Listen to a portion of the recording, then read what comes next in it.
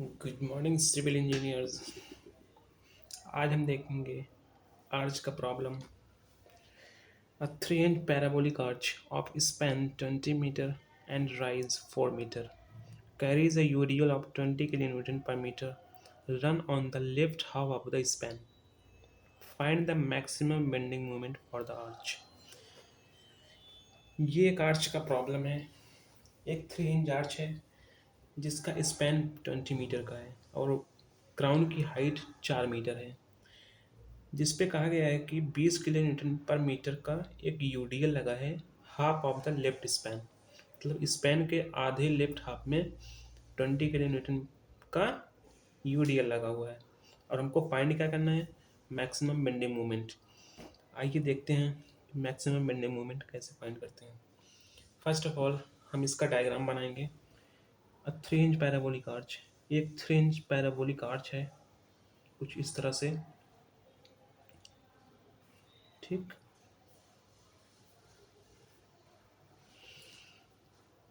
Crown की height जिसको हम सी नाम देते हैं, इसका दिया है क्राउन की हाइट 4 मीटर। ये मेरा ए पॉइंट हो गया, ये बी पॉइंट हो गया, ठीक। यहाँ से एक वर्टिकल रिएक्शन आएगा वी ए, एक horizontal reaction H A. B point पर vertical reaction V B and horizontal reaction H B. Okay, और क्या बोला है कि लेफ्ट ऑफ द स्पैन पर 20 किलो न्यूटन पर मीटर का यूडीएल लोड लगा है, ठीक। जैसा कि हमको पता है कि स्पैन 20 मीटर का है। Due to symmetry the left half of the span is divided into 10 metre and 10 metre.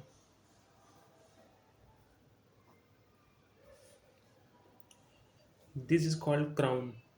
The maximum point in the arch is called crown. तो फर्स्ट ऑफ ऑल स्टेप 1 क्या रहेगा मेरा कि रिएक्शन को find करना। Okay, reaction कैसे find होगा, sigma F Y is equals to 0। तो वर्टिकल में जितने फोर्सेस हैं सबका समेशन इज इक्वल्स टू 0। तो वी ए प्लस का वी बी माइनस का 20 यूडीएल है ये, तो 20 इंटू लेंथ करेंगे तो 20 into 10 is equals to 0। So V A plus V B is equals to 200। Equation number 1 इसको मान लेंगे, ठीक। अब हम क्या करेंगे, मोमेंट अबाउट बी लेंगे, moment about A sorry moment about A लेंगे और उसको 0 के बराबर करेंगे। तो V B into perpendicular length 20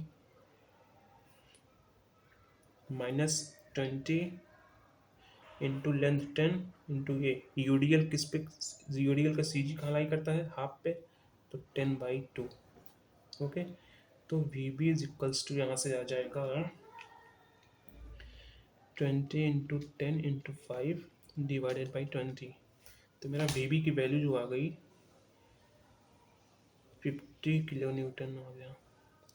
अब इस वी बी की वैल्यू को हम इक्वेशन फर्स्ट में पुट कर देंगे, तो यहाँ से वी ए की वैल्यू आ जाएगी मेरी 150 किलो न्यूटन। ओके, अब हम यहाँ से हॉरिजॉन्टल थ्रस्ट एच ए और एच बी की वैल्यू फाइंड करेंगे। हम यहाँ पर जानते हैं कि हॉरिजॉन्टल थ्रस्ट जो है सिमेट्री के केस में H A is equals to H B होता है, जो कि हम एच लेकर मानेंगे यहाँ पर, ठीक। तो हॉरिजॉन्टल थ्रस्ट निकालने के लिए हम क्राउन सी पर मोमेंट ले लेंगे, तो summation M C is equals to H B. H B negative जा रहा है क्लॉकवाइज, तो माइनस का एच बी इंटू ये डिस्टेंस क्राउन की 4 प्लस ये वी बी क्लॉकवाइज जा रहा है, तो वी बी इंटू ये डिस्टेंस 10 इज इक्वल्स 0। तो यहाँ से एच बी की वैल्यू आ जाएगी मेरी, वी बी कितना है 50 इंटू 10 डिवाइडेड बाई 4, 125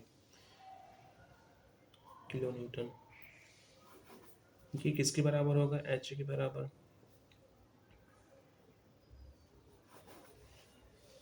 तो मेरा यहाँ से एच इज इक्वल्स टू आ गया 125 किलो न्यूटन। ओके, अब हमको फाइंड क्या करना था?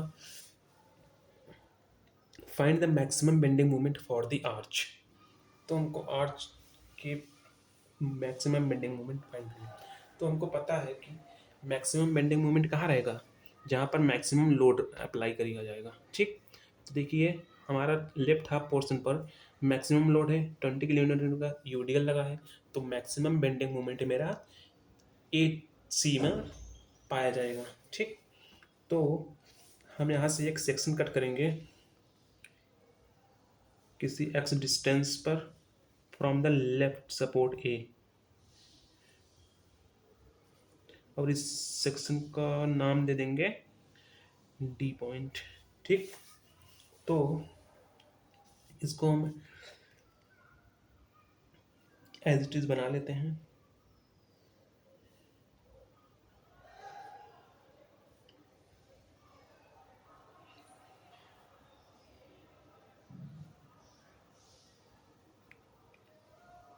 ट्वेंटी किलो न्यूटन पर मीटर, ये डिस्टेंस कितनी है?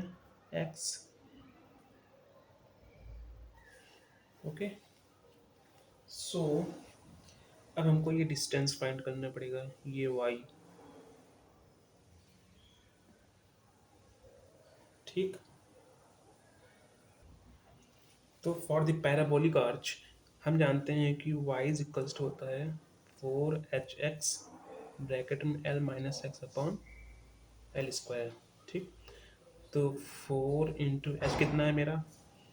ग्राउंड की हाइट 4 इंटू एक्स, एल कितना है? लेंथ 20 माइनस का x upon L square.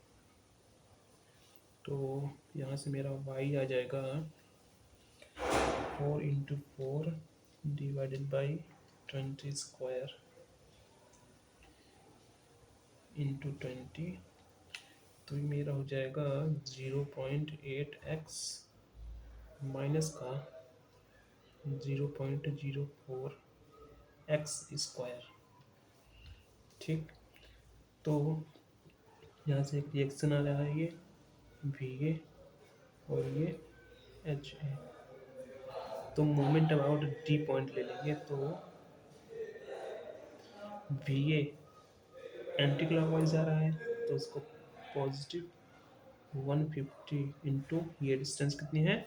X. ठीक, माइनस का एच ए, माइनस का एच ए इंटू वाई, और ये यूडीएल माइनस का 20 इंटू एक्स बाई 2। ठीक, तो 150x माइनस का एच ए कितना है? एच कितना था? 125 वाई की वैल्यू हम ये पुट करेंगे 0.8x माइनस का 0.04 एक्स स्क्वायर माइनस का 2 इंटू 2 20, तो 10x स्क्वायर। ठीक, एम डी। अब हम जानते हैं कि मैक्सिमम बेंडिंग मोमेंट कब होता है? जहाँ पर शियर फोर्स जीरो होता है। तो इसको हम एक बार डिफ्रेंशिएट कर देंगे, तो ये मेरा शियर फोर्स बन जाएगा एक्स के रिस्पेक्ट में।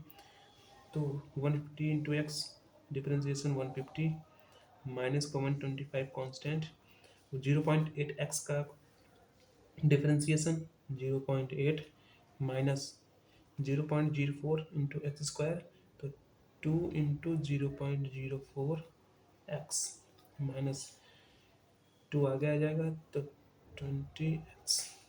ओके, तो is equals to 150 minus 125 into 0.8 100 minus minus plus 2 into 0.04 into 125 10x minus का 20x इज इक्वल्स टू 0। तो प्लस का 10x माइनस का 20x माइनस का 10x 150 माइनस 100 प्लस का 50 is equals to 0। So x is equals 10x is equals to 50, then x is equals to 50 by 10, तो x is equals to 5 metre. तो ये जो x की value आई है वो क्या दर्शाता है कि लेफ्ट सपोर्ट से जहाँ बेंडिंग मोमेंट मैक्सिमम होगा वो दूरी कितनी है, 5 मीटर। ठीक, तो 5 मीटर लेफ्ट सपोर्ट से मैक्सिमम बेंडिंग मोमेंट मेरा मिलेगा। तो अब जो x की वैल्यू है ये हम इक्वेशन नंबर 2 में पुट करेंगे। तो इक्वेशन 2 क्या है, 150 इंटू एक्स, एक्स की जगह 5 माइनस का 125.8 इंटू 5 माइनस का 0.04 इंटू 5 का स्क्वायर माइनस का 10 इंटू 5 का square. Bending moment at D आ जाएगा 150 इंटू 5 माइनस का 125 ब्रैकेट 0.8 इंटू 5 माइनस से 0.04 इंटू 5 का स्क्वायर माइनस का 10 इंटू 5 का स्क्वायर। तो मेरा यहाँ से मैक्सिमम बेंडिंग मोमेंट आ गया 125 kilo newton metre. This is the final answer. Thank you.